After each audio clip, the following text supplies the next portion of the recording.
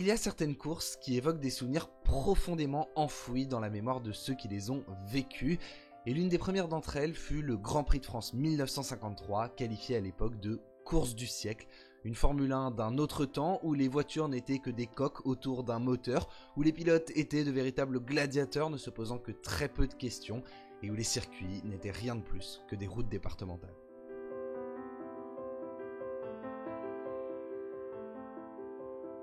Le Grand Prix de France est un historique du sport automobile puisqu'il est le premier à utiliser cette appellation Grand Prix en 1906 et pendant près de 3 décennies, il alterne de circuit en circuit Le Mans, Dieppe, Lyon, Montlhéry, réunissant déjà les plus grands constructeurs européens de l'époque. En 1947, le premier Grand Prix de France de l'après-guerre est organisé sur le circuit de Lyon-Paris, avant que la course ne s'installe à Reims pendant une quinzaine d'années. Le championnat du monde de Formule 1 est créé en 1950 et va réunir les 7 plus prestigieux Grands Prix de la planète, parmi lesquels le Grand Prix de France. Le premier à s'y imposer en championnat officiel n'est autre que l'Argentin Juan Manuel Fangio, futur quintuple champion du monde, et c'est sur cette course qu'apparaît la tradition du champagne pour célébrer une victoire. Un an plus tard, Fangio monte de nouveau sur la plus haute marche du podium, mais cette fois en compagnie de l'italien Luigi Fagioli, pour ce qui reste encore aujourd'hui la seule course de Formule 1 avec 2 vainqueurs officiels. Et ça, c'est une histoire dont on parlera un autre jour. En 1952, la Formule 1 découvre le circuit de Rouen-les-Essarts, inauguré 2 ans plus tôt, qui fait la part belle aux moteurs et donc aux spécialistes de cette spécificité, les Italiens de chez Ferrari. Alberto Ascari, le futur champion du monde, y décroche la 4e victoire de sa carrière. Mais en 1953, la F1 est bel et bien de retour à Reims où le circuit a subi de légères modifications, le rendant encore plus rapide qu'auparavant. Constatez par vous-même, ce n'est pas le tracé le plus technique, mais il fait la part belle aux moteurs puissants et aux courses à l'aspiration. Et oui, il n'y avait pas de DRS à l'époque.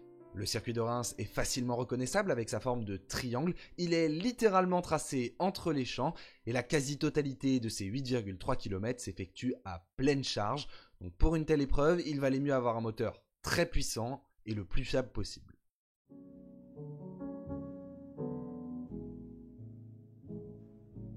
En 1953, il n'y a clairement pas de secret. Pour gagner en Formule 1, il faut conduire une voiture italienne et surtout avoir un moteur italien. Le Maserati A6G et le Ferrari Tipo 500 sont clairement les 2 références à l'époque et ils sont très proches l'un de l'autre en termes de performance. Le 6 cylindres en ligne de Maserati développe 190 chevaux pour une cylindrée de 1970 cm3, quand le 4 cylindres en ligne de Ferrari développe 185 chevaux avec une cylindrée de 1985 cm3. À côté, les moteurs Gordini, Alta ou Bristol font clairement pâle figure. Je vous spoil, mais à l'arrivée du Grand Prix de France, les meilleurs d'entre eux termineront à 5 tours sur un circuit de 8 km où le tour se fait en 2 minutes 40. C'est vous dire l'écart qu'il y a entre les Italiens et le reste de la concurrence. Mais la bonne nouvelle, c'est que sur cette course, Ferrari et Maserati alignent chacune 4 voitures officielles. Donc il va y avoir de la bagarre. Chez Maserati, la tête d'affiche est très clairement Juan Manuel Fangio, vice-champion du monde en 1950, champion l'année suivante et absent en 1952 en raison d'une blessure. Il n'a pas pour habitude de faire de la figuration. Hors abandon et autres problèmes mécaniques, il n'a tout simplement à ce moment-là jamais terminé moins bien que 2e sur un Grand Prix de Formule 1. Donc c'est très clairement une référence. Sauf que sur le début de cette saison 1953, il a abandonné lors des 3 manches auxquelles il a participé, et à chaque fois en raison d'un problème sur sa Maserati. Heureusement, il sait que cette voiture a du potentiel, car son coéquipier et compatriote José Froilán González est déjà monté à 2 reprises sur le podium. Donc le défi chez Maserati, c'est déjà d'arriver au bout de la course, car on sait que s'il termine, il devrait être capable de se battre pour la victoire. Mais il faut dire que face à eux, Ferrari aligne une sacrée armada. Alberto Ascari, champion du monde en titre et vainqueur des 3 premiers Grands Prix de la saison hors Indy 500, en est clairement le chef de file. Il est le leader du championnat du monde à ce moment-là, devant son coéquipier Luigi Villoresi, 7 podiums à son actif. À leur côté, on retrouve de grands noms également de la discipline, Giuseppe Farina, le premier champion du monde de l'histoire de la Formule 1, ainsi que Mike Hawthorn, un jeune espoir britannique recruté par la Scuderia après son premier podium. Donc sur le papier, le match est quand même légèrement à l'avantage de Ferrari, car Maserati repose beaucoup sur ses 2 Argentins et a connu beaucoup de problèmes de fiabilité. Sauf que dans les années 50, la F1 est un sport extrêmement imprévisible et que les rebondissements sont une norme. En qualification, les 7 premiers sont séparés par seulement 2 secondes 3. Oui, à l'époque c'était très peu. On y trouve forcément les 4 Ferrari avec la pole qui revient à l'inévitable Alberto Ascari. Mais on a une bonne surprise du côté de chez Maserati, enfin une bonne surprise déguisée, puisque Felice Bonetto est en 2e position, mais son chrono a été réalisé par son coéquipier José Froilán González, qui lui a emprunté sa voiture pour la 2e journée d'essai. À l'époque, on pouvait faire beaucoup de choses. Les Argentins de chez Maserati sont en tout cas 4e et 5e, et tout est en place pour ce qui sera une course d'anthologie.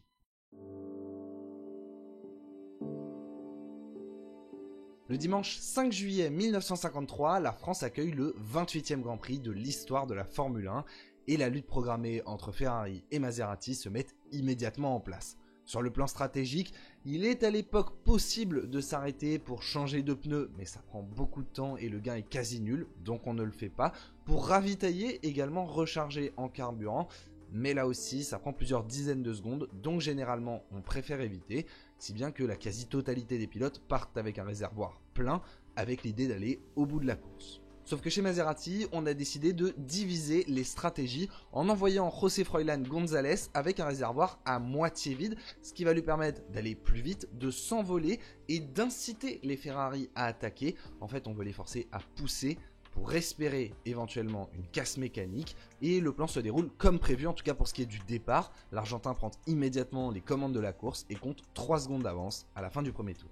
Derrière lui se forme un premier peloton où l'on trouve ni plus ni moins que les 3 autres Maserati et les 4 Ferrari d'usine, parmi lesquels Hawthorn, Villoresi et Ascari se relaient en tête de la course pour essayer de perdre le moins de temps possible sur le leader. En fait, à chaque ligne droite, ils se servent de l'aspiration pour se dépasser les uns les autres et perdre le moins de temps possible.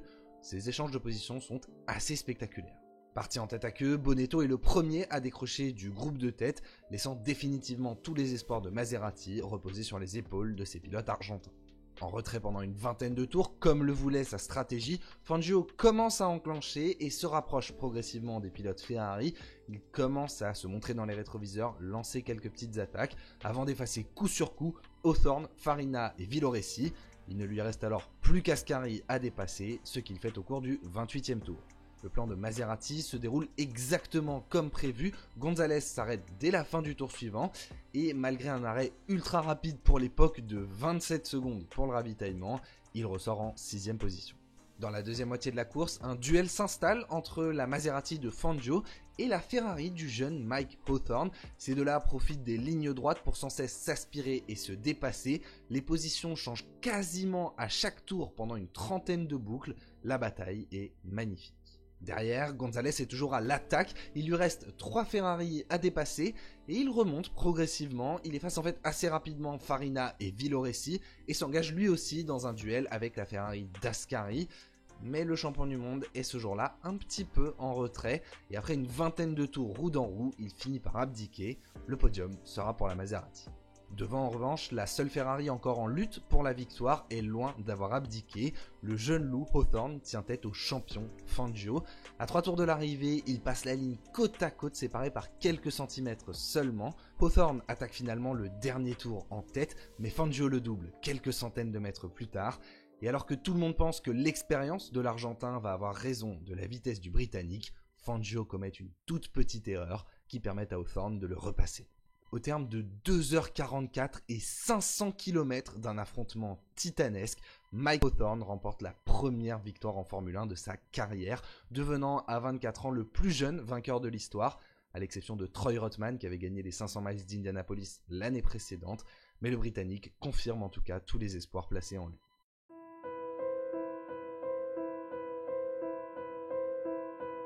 Le Grand Prix de France 1953 est décrit par la presse du lendemain comme la course du siècle, car il a offert un affrontement fabuleux entre 2 équipes légendaires et vu triompher le jeune prodige devant les grands champions de la discipline. Pour Mike Hawthorn, c'est la première de ses presque seulement 3 victoires en Formule 1. Il atteindra la gloire qui lui était promise en devenant le premier champion britannique de l'histoire en 1958, mais le Grand Prix de son titre sera le dernier de sa carrière. Il meurt d'un accident de la route quelques semaines après avoir annoncé une retraite précoce. Son coéquipier, Alberto Ascari, le seul qui semblait pouvoir tenir tête à Fangio, remportera le titre en cette saison 1953, mais se tuera en essai à Monza dans un virage devenu une chicane qui porte désormais son nom. Sa disparition laisse la voie libre à Juan Manuel Fangio qui enchaînera 4 titres consécutifs à partir de 1954, devenant ainsi le premier quintuple champion du monde de l'histoire de la Formule 1. Il faudra attendre Michael Schumacher et son 6e titre en 2003 pour le détrôner. Quant à José Froilán González, il fera son retour chez Ferrari en 1954 pour sa dernière saison complète, au cours de laquelle il accrochera une 2e victoire à son palmarès. Le circuit de Reims restera lui le théâtre du Grand Prix de France pendant une décennie encore, avant de progressivement céder sa place à d'autres circuits, Rouen-les-Essarts, Clermont-Ferrand, Dijon ou encore Le Castellet, et de fermer définitivement en 1970.